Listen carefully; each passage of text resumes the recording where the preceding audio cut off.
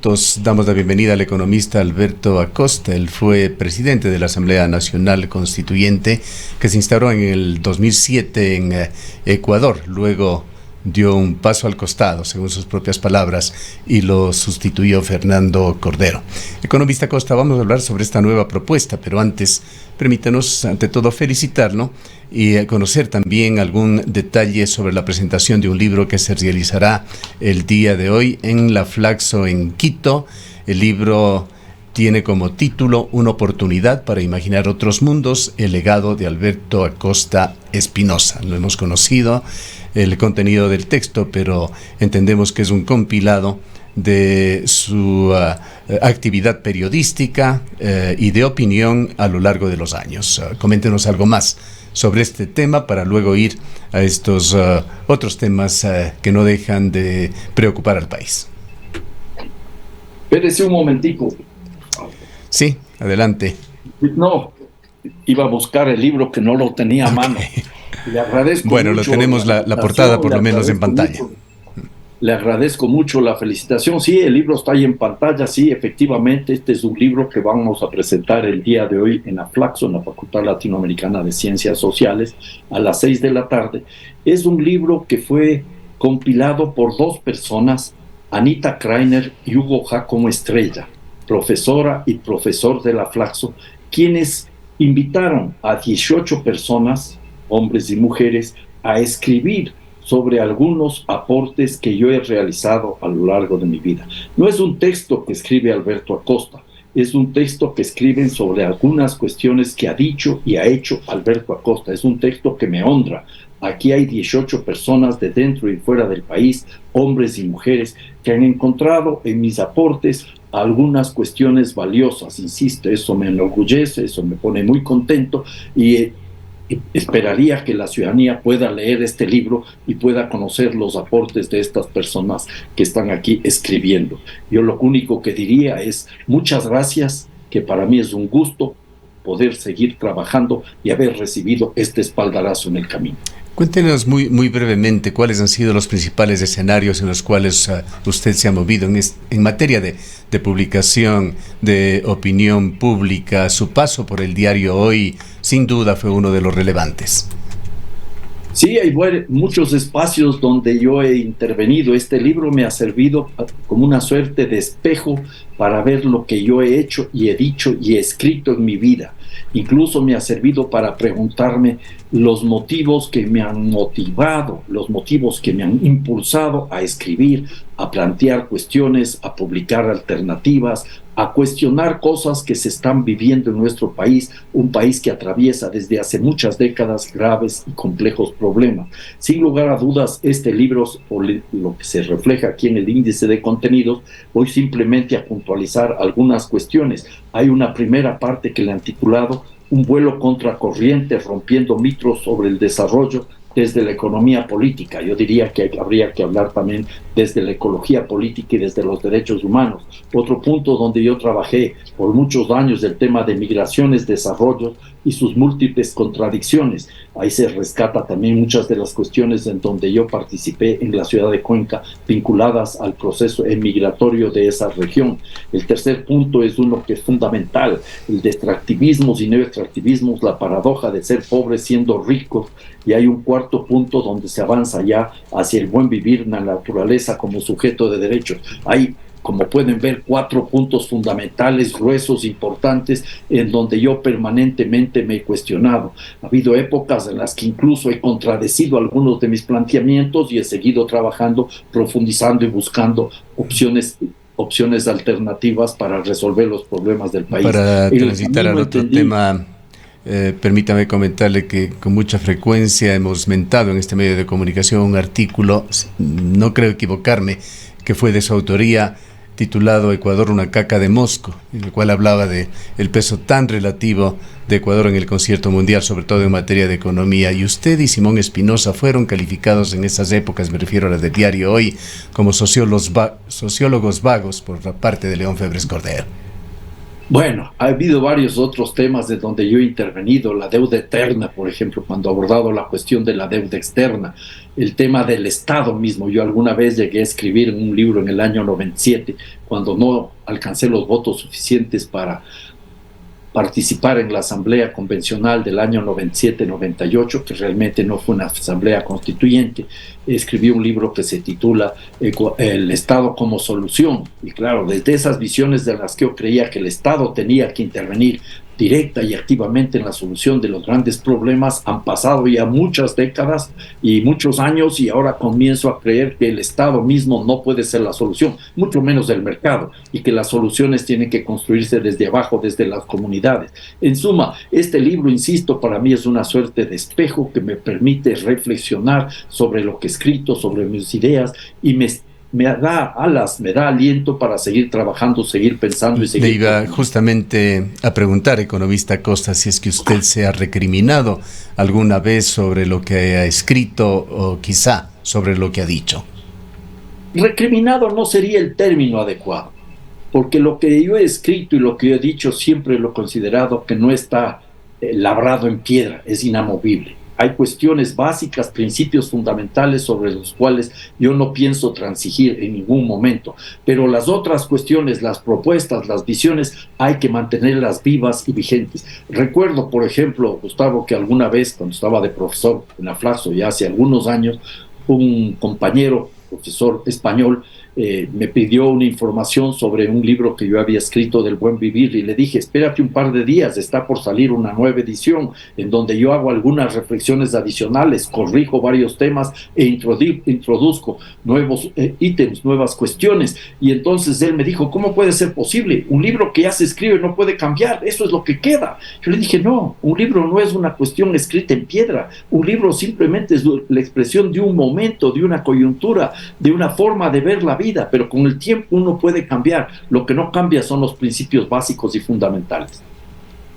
Bien, vayamos a los otros temas. Esta declaración pública hecha por Rafael Correa sobre la intención de una nueva Asamblea Nacional Constituyente. Empecemos preguntándole lo mismo. ¿Se ha recriminado usted en alguna medida sobre su intervención en la Asamblea Nacional Constituyente, sobre los resultados que se dieron, sobre el apoyo que usted dio a Rafael Correa para contribuir a convertirlo en lo que ha sido y en lo que es? Bueno, cuando le conocí era otra persona. Cuando impulsamos la campaña presidencial de Rafael Correa en el año 2006, lo dijimos con absoluta claridad en lo que llamábamos el plan de gobierno del Movimiento País 2007-2011. No estábamos impulsando el triunfo de un hombre, de una persona, sino el triunfo del pueblo ecuatoriano. No nos interesa construir una democracia sustentada en la lógica de un caudillo, sino una democracia sustentada en la toma de decisiones respetuosas y horizontales. Eso es lo que propusimos, y esa era la propuesta que luego se plasma en la Constitución de Montecristi. Recordemos que cuando se impulsa la aprobación de la Constitución de Montecristi hace exactamente 15 años, el presidente de esa época, Rafael Correa Delgado, públicamente decía que esta es la mejor constitución del mundo, que es un canto a la vida, que va a durar 300 años. Poco tiempo después, apenas se aprueba la Constitución, él mismo se transforma en uno de los primeros y mayores violadores de la Constitución, cuando hizo caso omiso de los reclamos, los poquísimos reclamos que se plantearon al ver que el Tribunal Constitucional se metamorfoseó en Corte Constitucional de Transición. Y luego, la retahíla de violaciones constitucionales es muy larga, y hay que decirlo con absoluta franqueza. Ahora Rafael Correa dice que a través de la consulta popular de Lenín Moreno, la del año 2018, se le estaba prohibiendo a él la reelección indefinida, cuando esa era una prohibición que se estableció en la Constitución de Montecristi. El pueblo ecuatoriano Ahora, y las Alberto, mayoritariamente aprobó la Constitución. Muy buenos días. Sumándonos a esa felicitación por esa nueva publicación que recoge de alguna manera esa trayectoria, el pensamiento de Alberto Acosta para compartirlos con todos nosotros. Pero si mal yo no recuerdo, economista, usted se retiró de la Asamblea Nacional Constituyente porque discrepaba con la premura quizás con la que se estaba desarrollando. Recuerdo yo en algún diálogo mantenido con usted que insistía en que hay algunos temas en los que necesitaba debatirse más, profundizarse más, escuchar más a la gente, y que desde otros sectores de dentro de la misma asamblea se exigía y se presionaba que eso salga ya lo más rápido posible. Quizás faltó diálogo, faltó debate, eso provocó que la Constitución no sea lo que a la final Ecuador necesitaba. Dos cosas. En primer lugar, yo no salí de la asamblea. De la presidencia. Exacto. Yo me quedé hasta el último momento como asambleísta y defendí la asamblea para su aprobación en el referéndum del 28 de septiembre del año 2008, y he seguido yo defendiendo los elementos fundamentales de la Constitución. Me retiré porque creía que debíamos haber discutido un mes más para no perder la calidad, tanto en el debate dentro de la asamblea como fuera de la asamblea. Eso es parte de la historia. El hecho real y cierto es que tenemos una Constitución que está demostrando, a pesar de algunos temas que podemos nosotros corregir, una enorme fortaleza. Les voy a dar un ejemplo muy concreto y específico. ¿Cómo se resolvían las cuestiones políticas, las graves crisis políticas en épocas anteriores? En el caso de Bucaram, año 97. En el caso de Maguad, año 2000, en el caso de Lucio Gutiérrez, año 2005, con afectaciones a la Constitución. Se cambiaba de presidentes de las repúblicas sin respetar el orden constitucional, sin respetar los procesos, en algunos casos con situaciones ridículas, hay que reconocerlo, como haberle declarado en la Asamblea Nacional loco a Bucaram y haberle quitado por esa razón la posibilidad de continuar al frente del gobierno. Es cierto que había grandes movilizaciones populares, motivos suficientes para encauzar procesos de juicio político seguramente a estos gobernantes, pero a la postre se afectó la Constitución, la estabilidad democrática, la vida misma del país se vio sacudida por este tipo de situaciones, e inclusive en estas tres oportunidades se recurrió a la postre a las Fuerzas Armadas, que no tienen absolutamente nada que hacer en la vida política de un país. Esto tiene que quedar claro. No pueden ser garantes de la democracia. Ahora estamos viendo que hay una serie de mecanismos constitucionales para procesar el cambio de gobierno, si es que hay las condiciones y las causales para ese impulso que está en marcha este rato con el juicio político. Pero hay la muerte cruzada, artículo 130, para destituir al presidente de la República desde la Asamblea, algo que se intentó y fracasó y quedó borrado esa posibilidad, tal como manda la Constitución, porque solo una vez se puede hacer ese juicio político desde esa muerte cruzada desde la Asamblea Nacional, y a eso fracasó el 28 de junio del año 2022. Hay la posibilidad de la revocatoria del mandato, artículo 105 de la Constitución, y lo que está ahora en marcha, el juicio político, el artículo 129. E incluso se podría presionar a que renuncie el presidente de la República. Todos esos son cuestiones democráticas. Eso no genera inestabilidad democrática, no genera inestabilidad política. ¿A quién se debería indulgar por la inestabilidad política, económica y social que estamos viviendo en el país? Eso es innegable, inestabilidad innegable. Es el propio presidente Guillermo Lasso, por su ineptitud y su insensibilidad. Hablando sobre este juicio, Guillermo Lasso, recientemente con algún interlocutor, realmente no recuerdo quién fue, pero fue muy reciente esta declaración en este medio, decía que Ecuador es el país de los imposibles y que lo más difícil entre el rango de posibilidades de este juicio podría eventualmente darse aquí en el país. Con respecto a estas situaciones, quisiera preguntarle. Perdón, Gustavo, imposible ¿en qué términos? Imposible. Lo más difícil, lo menos imaginable, puede siempre darse en el Ecuador. El juicio político está en marcha este rato. Yo creo que el juicio político, independientemente del resultado, más allá del resultado, es una oportunidad para debatir los grandes problemas nacionales. Sí, él hablaba sobre los posibles resultados. Lo más difícil podría darse, a eso es lo que iba. Y por eso quería preguntarle a usted su opinión sobre la pertinencia o no de la opinión de Rafael Correa. Técnicamente, Rafael Correa es prófugo de la justicia ecuatoriana y está predicando con estas ideas sobre una nueva asamblea constituyente, sobre el camino que debería seguir Ecuador. Le pregunto a usted, ¿Rafael Correa es una opinión calificada? Rafael Correa es un prófugo de la justicia, eso no hay ninguna duda. Es una persona que no ha tenido la valentía para enfrentar la justicia en el Ecuador, sino que ha organizado toda una campaña para tratar de desprestigiar la sentencia en su contra, y ese es el punto de partida.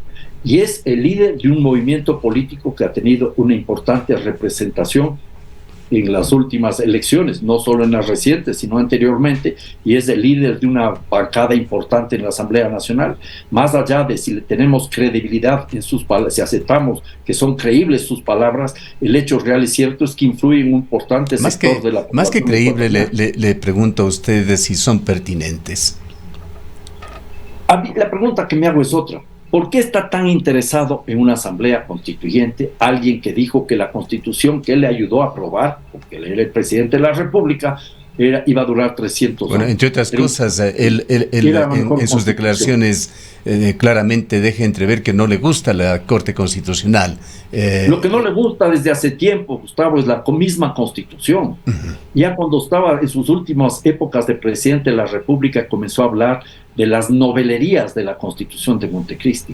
Él estaba, por ejemplo, en contra del artículo 98 que establece el derecho a la resistencia pacífica y de muchas otras cuestiones. Ahora está en contra de la Corte Constitucional. Esto es realmente grave cuando él dice que el presidente debería gobernar sin control de la Corte Constitucional. Vamos a elegir, me pregunto yo, un dictador en el rango de democracia constitucional fracasada, de democracia constitucional castrada. Es lo que está pretendiendo Rafael Correa. En el fondo, lo que pretende Rafael Correa es que de una u otra manera, con una nueva constitución, a través de una asamblea constituyente, haya un borrón y cuenta nueva. No solo para él posiblemente proyectarse como nuevamente candidato a la presidencia de la República, sino que para que se borren todas las acusaciones, todas las sentencias en su contra, y entonces él quedar libre, limpio. Ahora, economista Acosta, ¿cree usted que realmente es necesaria una nueva constituyente? ¿Deberíamos pensar en avanzar en una nueva asamblea de esta naturaleza? Revisaba hace algunos días y hay sectores que plantean que ante una posibilidad de una muerte cruzada, que también está ahí esa posibilidad latente, la mejor opción sería avanzar en una Asamblea Nacional Constituyente. De ser así, ¿qué deberíamos cambiar de esta Constitución? Lo que habría que hacer es preguntarnos a quién le sirve echar abajo la actual Constitución de Montecristi. Tenemos ya a una de las personas que abiertamente está en contra de la Constitución, porque encontró en la Constitución, siendo gobernante, trabas para su manejo autoritario. El caudillo del siglo XXI terminó sintiéndose incómodo en la Constitución, que para un caudillo es una suerte de camisa de fuerza. Esto habla bien de la fortaleza democrática de la Constitución. Luego hay otras personas que están abiertamente en contra de la Constitución porque conocen perfectamente que si el pueblo ecuatoriano se moviliza y hace realidad lo que aprobó en las urnas en el año 2008, cuando aprobó la Constitución de Montecristi, se podrían poner en riesgo sus privilegios. Piensen ustedes lo que establece la Constitución en el artículo 318 que no cumplió Rafael Correa Delgado. Se prohíbe toda forma de privatización del agua. El artículo 282 se prohíbe el acaparamiento del agua. La pregunta que me hago yo es, ¿cuándo empezamos la desprivatización y la redistribución del agua? Piensen ustedes otra vez en el artículo 318, cuando se oponen una serie de prelaciones en el uso del agua. Agua primero para los seres humanos, agua segundo para la soberanía alimentaria, agua tercero para asegurar el ciclo vital del agua y cuarto para actividades productivas. En ese escenario habría que hacer realidad lo que se aprobó también en Montecristi, en el mandato minero, la realidad digo, de que no puede haber minería en los páramos. Entonces hay claros intereses que quieren echar abajo una constitución que pone en riesgo sus privilegios. Y luego hay algunas personas que repiten, disculpen el término, como loras, que los problemas están en la Constitución, que los problemas de la corrupción están en la Constitución, que los problemas de la inseguridad están en la Constitución, como que los problemas, la temperatura, la fiebre, estaría en las sábanas. En ese contexto yo creo que primero hay que ubicar quiénes están en contra de la Constitución. Y si el pueblo ecuatoriano quiere ir hacia una nueva Constitución, el camino está abierto en el artículo 444 de la Constitución. El presidente de la República, un grupo de asambleístas, un número de asambleístas, las tres cuartas partes, creo que es, o las 2/3 partes, la población mismo recogiendo firmas, podría plantear abrir la puerta a una asamblea constituyente, que no debería, según lo que manda esta constitución, ser regresiva en términos de derechos. Y en ese escenario, si vamos hacia una nueva constitución, habría que mejorar varias cosas. La primera y fundamental, aprendiendo la experiencia de la pandemia del coronavirus, la salud tiene que ser vista como un derecho humano fundamental y no como un negocio ni una mercancía. Ese es el punto clave. La educación, igual. Habría que avanzar en ese sentido en términos de la vivienda popular y la vivienda y de la soberanía alimentaria. ¿Y de dónde deben salir los recursos? También debería estar claramente establecido en la Constitución, no de las exportaciones de petróleo, no del endeudamiento externo, sino del bolsillo de los que más tienen y más ganan. Debería ser claramente un mandato constitucional para que a través de una estructura tributaria que grave más a los más pudientes, a los más ricos, a los que tienen más ingresos, para financiar este tipo de derechos fundamentales de una nueva sociedad que tiene que ser construida democráticamente para que en esencia su funcionamiento sea democrático. Economista Acosta, no somos de hecho constitucionalistas ni de lejos, vemos las cosas nada más y tratamos de digerirla y analizar para nuestros oyentes eventualmente, pero quisiera preguntarle a usted sobre algunos de los atributos que se le han conferido a aquella Constitución de Montecristi, una Constitución que es calificada como progresista, una Constitución incluso de avanzada, vista como referente en muchos temas, pero es también una Constitución hiperpresidencialista, en consecuencia, responsable de esa crisis de institucionalidad que vivimos en el país, la que inventó 5 funciones o 5 poderes del Estado, la que creó este organismo, el Consejo de Participación Ciudadana y Control Social, que permite que sean actores importantes en la política y en las decisiones que se toman en Ecuador personajes como el cura José Carlos Tuárez o Wilman Terán. Ahí habría que hacer varias puntualizaciones. Empiezo reconociendo, lo he hecho varias veces. En la Constitución establecimos 5 funciones.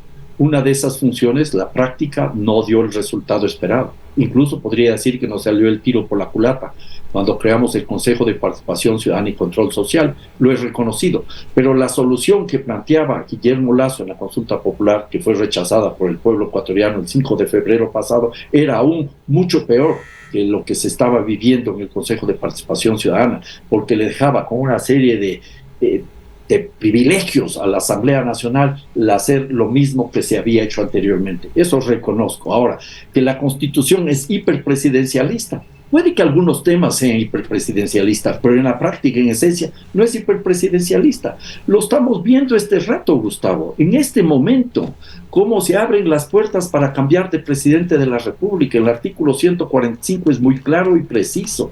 Hay la posibilidad de avanzar hacia la muerte cruzada, artículo 130. Hay la posibilidad de impulsar la revocatoria del mandato desde la ciudadanía, artículo 105. Hay la posibilidad de dar paso al juicio político que está en marcha, artículo 129. Y es una constitución que tiene también la potestad o la posibilidad de que el presidente de la República impulse la muerte cruzada. Yo creo que este es un asunto que es muy interesante, está establecido en el artículo 148.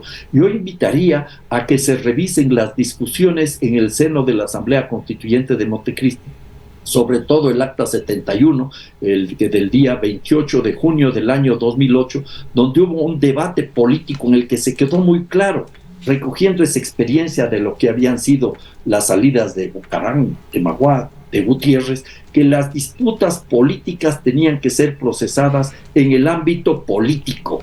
Y ese es uno de los asuntos claves y fundamentales. La Constitución hasta el momento está demostrando en ese campo un enorme vigor, y eso nos permite nosotros inclusive avanzar en una constatación. No tenemos una carta hiperpresidencialista como se ha dicho, porque miren, este rato el juicio político abre la puerta para un recambio constitucional democrático que está establecido en el marco de la Carta Magna. Cuando usted dio un paso al costado en la presidencia de la Asamblea Nacional Constituyente, ¿se dio un giro allí en la conducción? Me refiero no solamente al reemplazo de personas, sino en cuanto a la forma en que se iba concibiendo y construyendo esa nueva constitución cuando tomó la posta Fernando Cordero, o Fernando Cordero siguió una ruta ya trazada.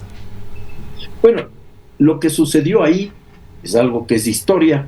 se perdió calidad en el debate interno y en el debate externo porque se tuvo que acortar los plazos. Quizás nos demoramos en las discusiones en los meses anteriores, falló algo en planificación, pero el hecho real y cierto es que yo no quería ser parte de un proceso constituyente en el que tengamos que atropellar los plazos y atropellar y afectar el proceso de discusión dentro y fuera de la Asamblea. El resultado es una constitución que tiene algunas fallas de redacción, pero en su esencia es una constitución que constituye un proyecto de vida en común muy vigoroso.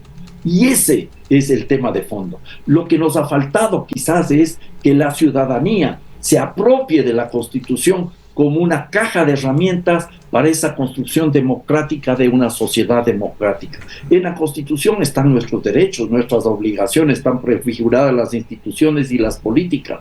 Si nosotros vemos a la Constitución como una herramienta y no simplemente como un libro pasivo, nosotros podemos seguir transformando. Y por eso mismo hay distintos grupos, incluso de quienes apoyaron la Constitución, encabezados por Rafael Correa, que están en contra de esta Constitución que tiene elementos democráticos muy potentes, elementos de transformación muy potentes y que constituye un ejemplo a nivel mundial.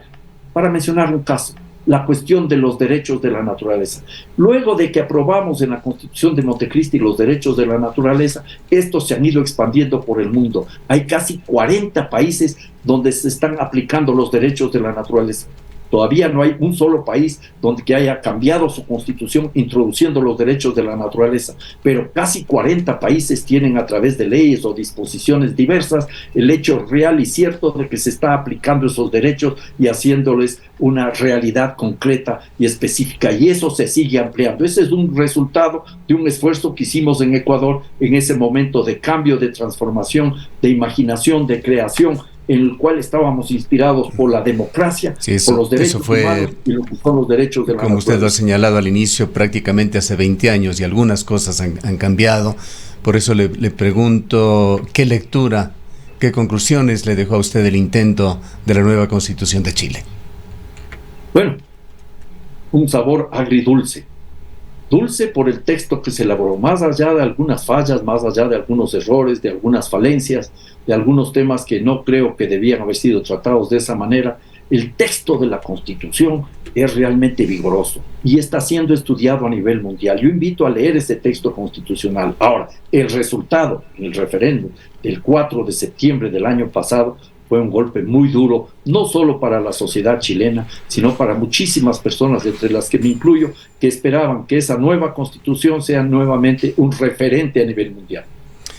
Para concluir, economista Acosta, ya en suma, en un balance, volviendo al comienzo, ¿es pertinente pensar en una nueva Asamblea Nacional Constituyente en Ecuador? Si el pueblo ecuatoriano así lo desea, habría que pensar en una asamblea constituyente para profundizar los derechos y las garantías de existencia. Pero cuéntenos su opinión. Aquí apelamos a su opinión, a su visión, a su experiencia. Yo personalmente no creo que vayamos a resolver los problemas con una nueva constitución. Somos república independiente desde 1830. Tenemos 21 constituciones. Una, la del 38, no entró en vigencia. Y creemos siempre que con una nueva constitución se van a resolver los graves problemas. La pregunta que me hago yo, ¿cuál va a ser la constelación política en el momento de una nueva constitución? ¿O será simplemente una situación en la cual las élites nuevamente se pongan de acuerdo para satisfacer sus intereses recurriendo al sagrado nombre de la democracia? En Montecristi nosotros hicimos un ejercicio democrático en serio. Abrimos la discusión a la sociedad y resolvimos muchos de los problemas de forma democrática con la participación de actores fundamentales.